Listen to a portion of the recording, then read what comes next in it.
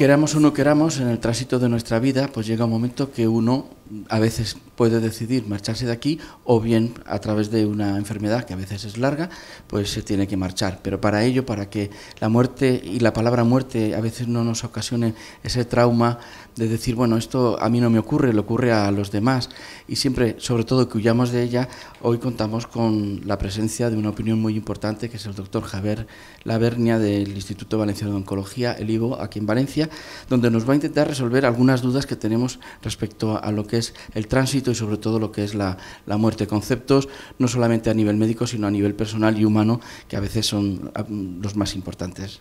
¿Qué tal, doctor Lavernia? Hola, buenas tardes. Bueno, pues aquí estamos, a ver si nos resuelve algunas dudas de esas que a veces tenemos todos y que entre pasillos, entre casa, entre silencios, entre dudas, decimos, bueno, ¿qué es la muerte? ¿Qué es tal? Y, no lo sé, bueno, no hablemos de eso, que eso es un tema muy tabú. Pues podríamos hablar de ello, ¿no? Los médicos somos humanos también. Sí. Entonces las mismas dudas que tiene la gente en general, nosotros también las solemos tener. Pero yo creo que eso es una buena contestación para empezar, ¿no? Bueno, por centrar el tema, ¿no? Sí, para centrar el tema. Y una vez centrado el tema, ¿usted qué piensa? ¿Qué piensa usted que es la muerte? Hombre, la muerte desde luego no es lo que pienso yo, la muerte es que es el final lógico de toda la vida.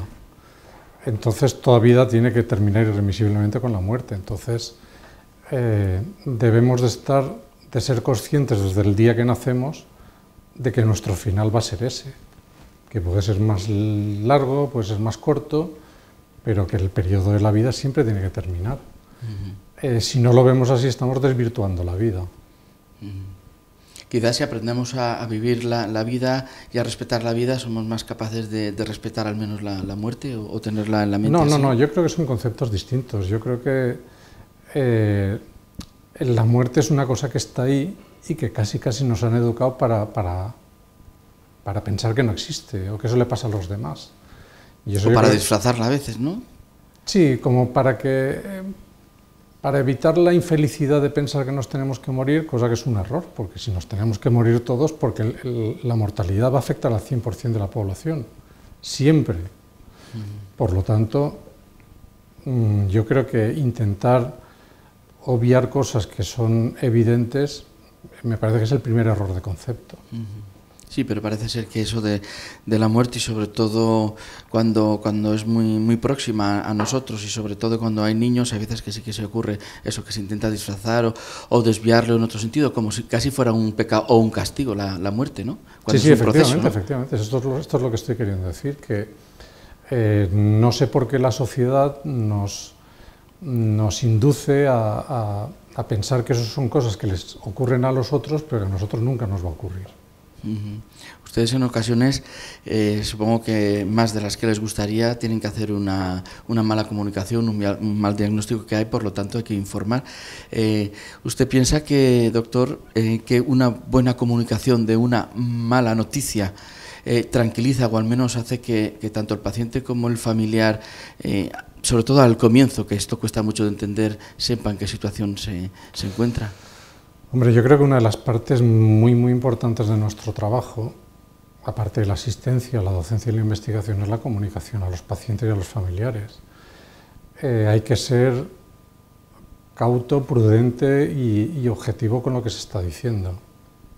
Hay una frase muy interesante, que a mí me gusta recurrir mucho a ella, que dice que no es necesario decir toda la verdad, pero todo lo que se diga debe ser verdad. Está muy bien. Es decir,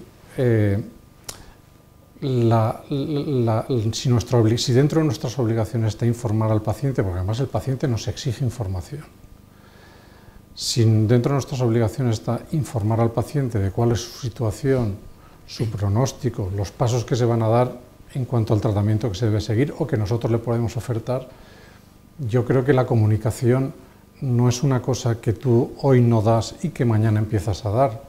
Es una cosa que tú das hoy un poco, mañana otro poco, a la siguiente visita otro poco, porque además nuestros pacientes son pacientes que vienen asiduamente a la consulta y desde el diagnóstico hasta el fallecimiento o hasta la curación, en los casos que se curan, son pacientes que vienen infinidad de veces a la consulta. Por lo tanto, al final, no son pacientes que vienen una vez al año y ya no vuelven más, o que son consultas esporádicas, son consultas muy reiterativas.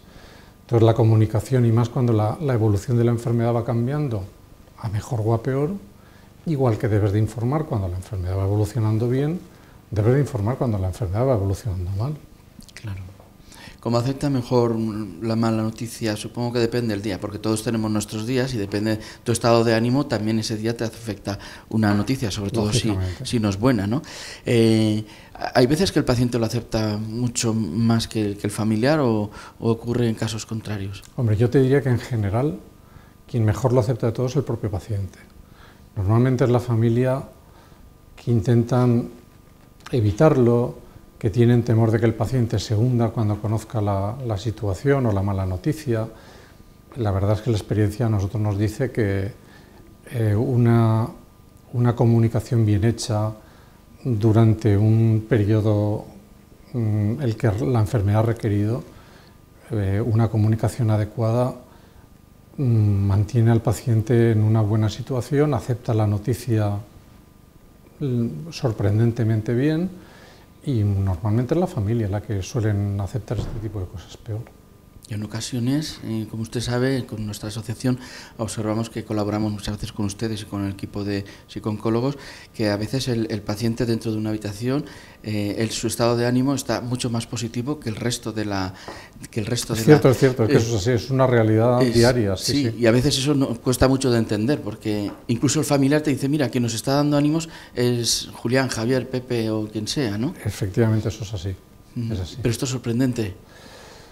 Hombre, a lo mejor desde el punto de vista médico-social quizás sea difícilmente explicable, a lo mejor desde el punto de vista psicológico los psicólogos nos lo pueden explicar mejor, pero la realidad es esta, ¿no? Y muchas veces son los familiares los que nos dicen que es el propio enfermo el que les anima a ellos, es verdad.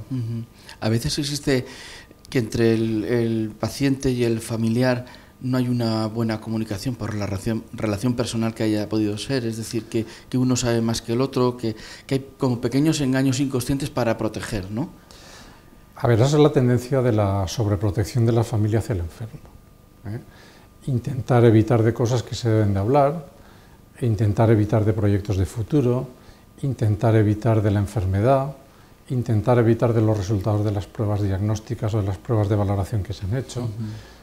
Y eso yo creo que es un error. Si el paciente cuando trabaja, lo normal es hablar de su trabajo, cuando el paciente deja de trabajar porque está enfermo, yo entiendo que también debe ser normal, si el paciente quiere hablarlo, hablar de la situación del enfermo. Yo creo que es una forma de normalizarlo todo. Si se intenta evitar conversaciones que pueden ser normales, los enfermos lo perciben. Y el enfermo lo primero que piensa es que este familiar sabe más de lo que realmente sabe. Que él está peor incluso. Y que hay una cosa que los psicólogos llaman la conspiración del silencio. Correcto. Con lo cual parece que tú me estás evitando decir cosas que tú sabes porque el médico a ti te debe haber dicho algo más que a mí. Entonces eso, afortunadamente hoy, por lo menos en nuestro medio, es bastante poco frecuente. Y hoy en día, afortunadamente por la propia educación de la gente y la mejor formación de la gente, es mucho más fácil hablar con los pacientes, hablar con los familiares, informarles de las situaciones con absoluta normalidad. En fin, hoy la verdad es que es una tarea mucho más sencilla que antes.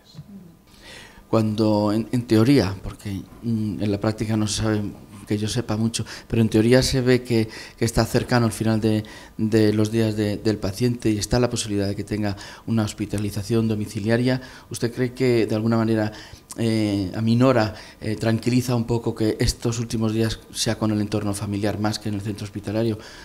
Evidentemente teniendo todos los tratamientos a disposición en el centro. Yo creo que la hospitalización domiciliaria es uno de los grandes inventos de la última década, ¿no? Porque esto viene adaptado de los hospices británicos y Y bueno, lo que se intenta es dar una asistencia en el propio medio y en el entorno del enfermo, una asistencia médica adecuada para la necesidad del paciente en un momento dado. De forma que el paciente está en su casa, está en su cama, está rodeado de sus familiares y no está en un medio extraño, frío y distante como puede ser un hospital, por el que pasa mucha gente, pasan muchas enfermeras, pasan muchos auxiliares, claro, pasan médicos. Ahí la atención es como si dijésemos un poco más personalizada, los cuidados, los familiares se implican en el cuidado más del paciente porque no tienen la enfermera 24 horas al día que les atiende. Y esto yo creo que para los enfermos que pueden recibir un tratamiento de tanta calidad en el domicilio como en el hospital, yo creo que no deben de estar hospitalizados. Con el soporte de equipos de hospitalización domiciliaria, que son médicos expertos en el tratamiento y en el cuidado de estos pacientes, yo creo que se ofrece una asistencia excelente. Sí, porque de alguna manera estos últimos días, con al menos una mejor salud mental, se lleva un poquito más delicadamente la situación tan extrema como es, ¿no? A ver, los pacientes terminales, que son a los que nos estamos refiriendo, entiendo yo, sometidos a hospitalización domiciliaria, son pacientes que, si los requerimientos de medicación por los síntomas que tienen están bien ajustados, son pacientes que necesitan pocos cambios habitualmente. Pueden necesitar cambios y pueden ser cambios sucesivos, pero no son cambios bruscos. Entonces, si tú al paciente lo ves, lo sigues, lo conoces, lo vuelves a ver, etcétera, etcétera, y cada día tú le vas ajustando la medicación conforme a la necesidad, yo creo que son pacientes que se pueden beneficiar de la hospitalización domiciliaria. Solo aquellos pacientes que estando en el domicilio, el control de síntomas no es adecuado, existe una cosa que se llama la claudicación familiar, que es que la familia se ve impotente o incapaz para controlar bien al enfermo y dar los cuidados que necesita, o existe un agravamiento del paciente que puede beneficiarle la asistencia en el hospital. Yo creo que en el caso contrario lo mejor es la hospitalización en el domicilio. Muy bien. Cuando esto ocurre y están en el lecho, bueno, en su casa, ¿no? En su habitación, en su área de confort y demás, existe a veces que a lo mejor el familiar, sin darse cuenta, también, como ve al final de estos días, está haciendo ya un preduelo que no lo lleva solamente consigo mismo, sino que lo exterioriza también. Es como que va cerrando los ciclos sin que aún no haya llegado el momento, ¿no? Que esto también ocurre en el hospital muchas veces. Sí, efectivamente. El familiar igual está cuidando al enfermo en el hospital que está cuidándolo en su casa. En su casa tiene mayor implicación y puede ser más patente el hacerse consciente del empeoramiento, porque no lo delega en la enfermera o en el médico, es el propio familiar quien lo está viviendo. Tiene otra responsabilidad, ¿no? Efectivamente. Pero es verdad lo que dices del duelo anticipado, pero yo creo que esto, por lo mismo que te decía antes, que no es una situación que aparece repentinamente, sino que es una situación que viene derivada de una evolución de varios meses normalmente, o de varios años incluso. Yo creo que un familiar debidamente adiestrado y con el debido aporte psicológico, yo creo que no debe caer en este tipo de cosas.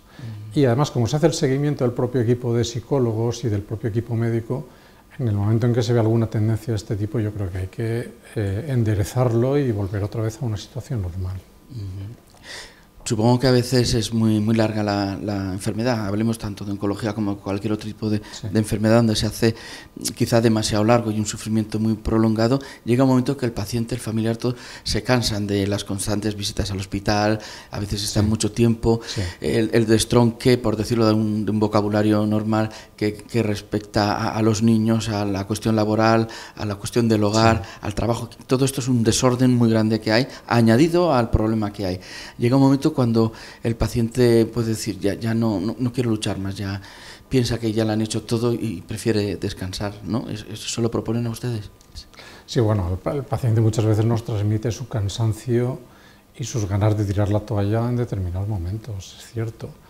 Hay veces que cuando los pacientes necesitan asistencia en la consulta del hospital o incluso la hospitalización de forma muy reiterada, son ellos los que nos dicen que están un poco cansados de acudir con tanta frecuencia al hospital, ¿no? Yo creo que la hospitalización a domicilio intenta mitigar un poco este tipo de cosas, ¿no? Intenta evitar el desplazamiento del paciente al hospital, es el hospital el que va a su casa, es el médico el que lo atiende en casa, no siempre es el médico que lo atiende en el hospital.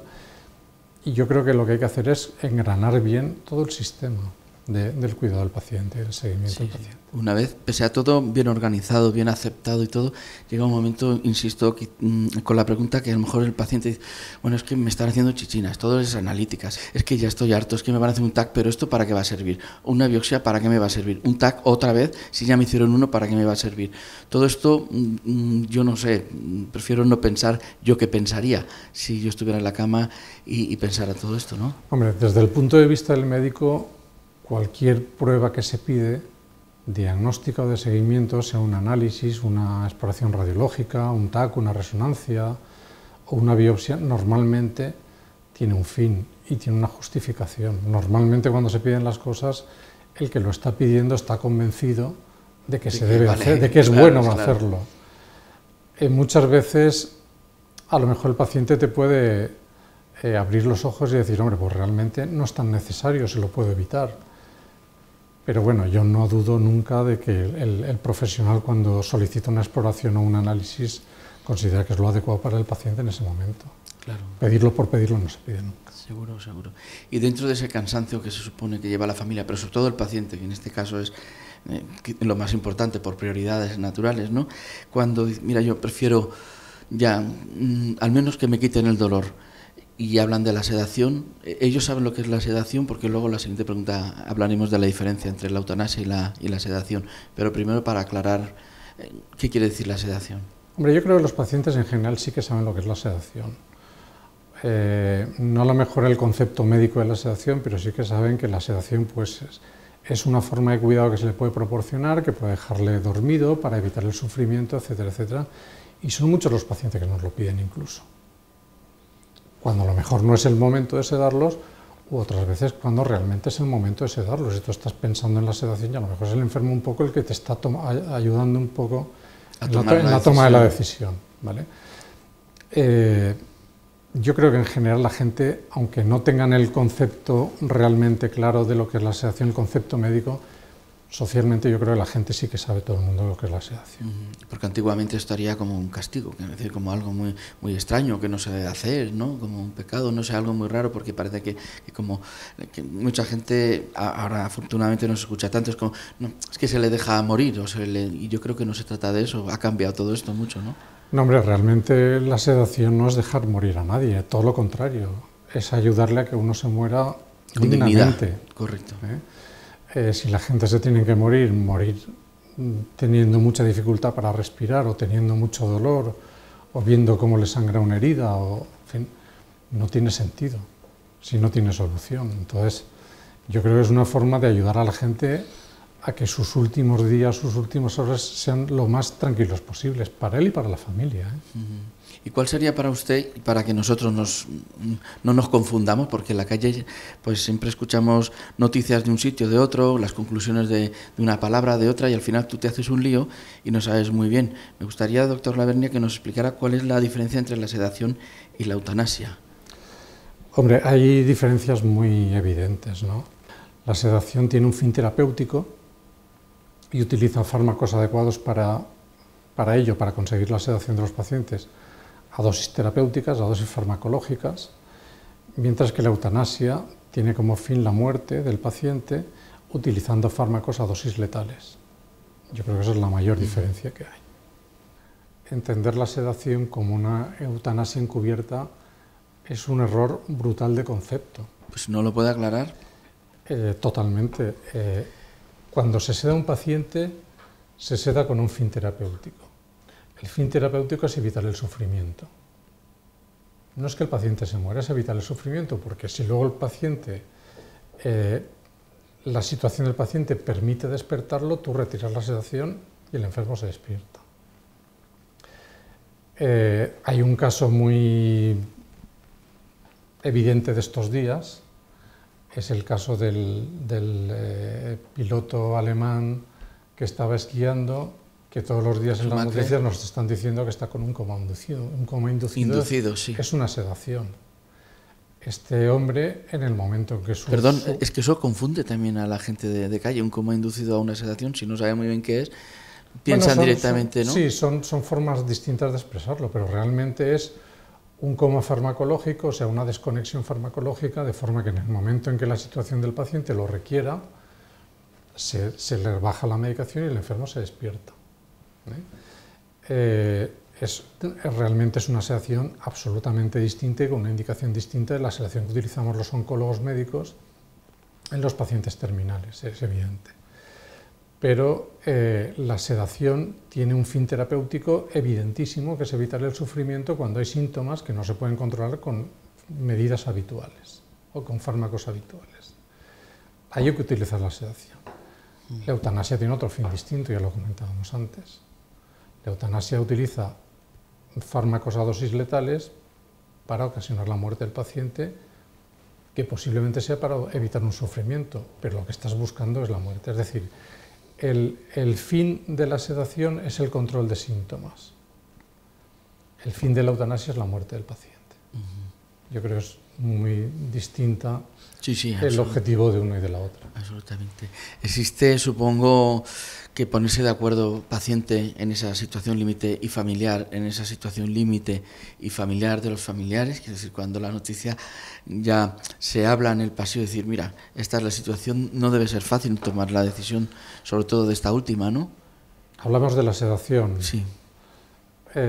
Hombre, vamos a ver, la sedación es una toma de decisiones un poco compleja, porque normalmente es muy probable que el paciente que se sede no se vuelva a despertar. Normalmente son situaciones que están habladas con la familia y muchas veces incluso con el enfermo también, y hay que tratarlas con absoluta normalidad. El que no quiera tratar este tipo de cosas con absoluta normalidad, yo creo que está desvirtuando el cuidado de un paciente terminal. Llega un momento que, bueno, que hay muchas dudas, muchas tomas de decisiones, pero llega un momento que se tiene que tomar de una decisión, arriesgar, sobre todo para el bien del paciente. ¿Cómo se toma o cuál es el momento que se decide sedar al paciente? ¿El propio doctor, ustedes lo proponen al paciente, al familiar, o a veces surge un poco a partir de una conversación? A ver, yo creo que desde el punto de vista médico debe plantearse la sedación del enfermo en el momento en que no existe tratamiento eficaz para su enfermedad, no existen otras opciones de tratamiento y los síntomas no se pueden controlar de una forma eficaz con los medicamentos habituales. Entonces, esta es la indicación de la sedación, el difícil control de síntomas con fármacos habituales. Si un paciente tiene esos síntomas, tiene dolor, tiene agitación, tiene disnea, está sangrando, y son situaciones que no puedes controlar bien con la medicación que ya le estás dando, el siguiente paso es sedarlo. Yo creo que es la mejor forma de ayudar a los pacientes en esta situación última de su enfermedad. La misión del oncólogo es diagnosticar cuando hay que diagnosticar, tratar cuando tienes al enfermo para tratarlo y cuidarlo cuando ya no puedes tratarlo. Yo creo que son los tres periodos de la evolución de la enfermedad. Si tú te dedicas muy bien a diagnosticar, pero luego no sabes tratar o no sabes cuidar, pues en fin, estás dejando algunas cosas un poco tal.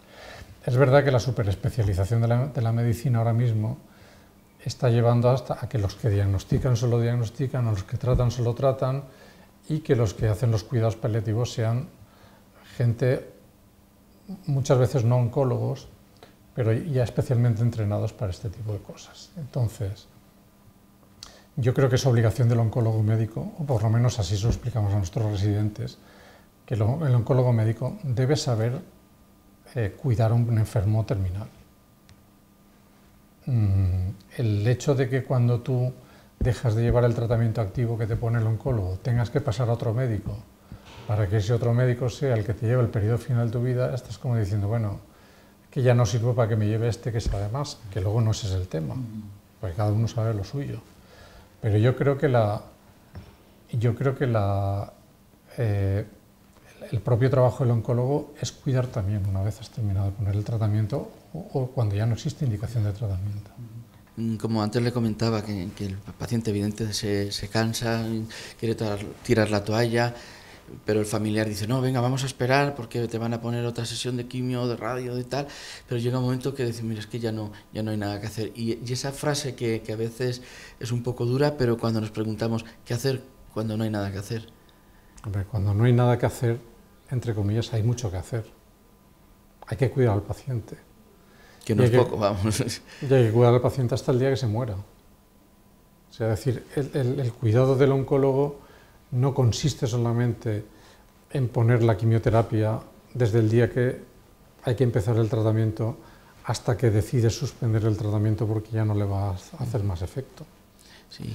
El papel del oncólogo es tratar cuando debes de tratar y cuidar cuando no debes de tratar. Pero a veces esa frase quizá no sale del paciente, pero sí de los familiares en ocasiones, no sé si estará de acuerdo, que sí que te lo comentan a petit comité cuando nosotros salimos a veces de las habitaciones. Dicen, es que no hay nada que hacer. Nosotros también le decimos, ¿cómo que no? Hay que estar, hay que apoyar, hay que coger la mano, hay que besar, hay que hablar, hay que estar ahí. Eso es hacer, ¿no? Hombre, claro, cuando no hay nada que hacer, desde luego, no hay que tratar al paciente, hay que cuidarlo. Tratarlo sería el encarnizamiento terapéutico. Del que hablábamos antes. Efectivamente. Entonces, el cuidado yo creo que es una parte muy, muy importante de la medicina. Es el poderle proporcionar a la gente un adecuado control de síntomas, a pacientes en situación terminal una muerte digna, a pacientes con dolor que estén sin dolor o con las mejores condiciones posibles, que tengan la mejor calidad de vida posible dentro de sus posibilidades. Yo creo que hay muchas cosas que hacer. El tema distinto es la alimentación, la nutrición, con las que la familia muchas veces nos presiona y nos pide que hagamos cosas que no tienen utilidad. Entonces yo creo que no debemos de invertir el tiempo suficiente en explicar a la familia lo que es útil y bueno para hacerlo y lo que es inútil y no debe hacerse. Yo creo que eso es una inversión en tiempo y en calidad de cuidado, por supuesto. Llega un momento que, desgraciadamente, en muchas ocasiones el paciente ya se marcha, ¿no? Muere. ¿Ustedes de alguna manera después tienen un pequeño contacto ocasionalmente o puntualmente con el familiar para ver cómo lleva el duelo después de esa relación que han llevado, como usted muy bien decía antes, que no ha sido una visita espontánea de un año y vuelven, sino ha habido una cierta relación personal, ¿no? Obvia. A ver, siempre queda una simiente. Si ha habido una buena relación entre el médico y los familiares y el paciente, siempre queda ahí un buen grano, de forma que si el paciente luego necesita alguna cosa, pueden buscarte. Nos buscan muchas veces por cosas a lo mejor no oncológicas o por situaciones que ellos entienden un poco que se les puede prestar ayuda desde nuestro punto de vista. Normalmente el seguimiento después de la muerte del paciente lo hacen más los psicólogos. Sí que lo suelen hacer y yo sé que el equipo de psicólogos de este hospital atiende a familiares después de la muerte, del fallecimiento del enfermo. Muchas gracias. Muchas gracias, doctor Javier Lavernia, por estar con nosotros y por aclararnos tantas y tantas dudas. Muy bien, muchas gracias a vosotros.